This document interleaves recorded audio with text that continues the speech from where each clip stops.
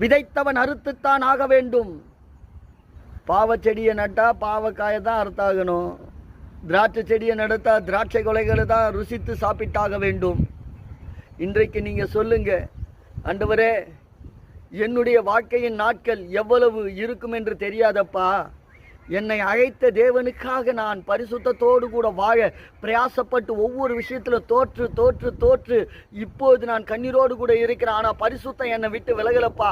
நான் இதுவரையிலும் என்னை விட்டு விலகாத தேவ கிருபையை வாஞ்சித்து வாழ்ந்து கொண்டிருக்கிறேன். தேவனே, உம்மை நம்பி வாழ்ந்து கொண்டிருக்கிறேன் அப்பா. உம் மீது வைத்திருக்கிற நம்பிக்கையில நான் பரிசுத்தத்தோடு கூட வாழ்ந்து கொண்டிருக்கிறேன். என் முடிவு என்ன தெரியுமா?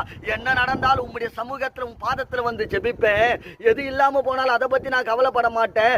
யார் எப்படி அநியாயம் செய்து வாழ்ந்தாலும் அந்த அநியாயத்தின் பாத பின்னாடி போய் நான் செல்வத்தை தேட வேண்டும் என்று சொல்லி நான் ஓடவில்லை.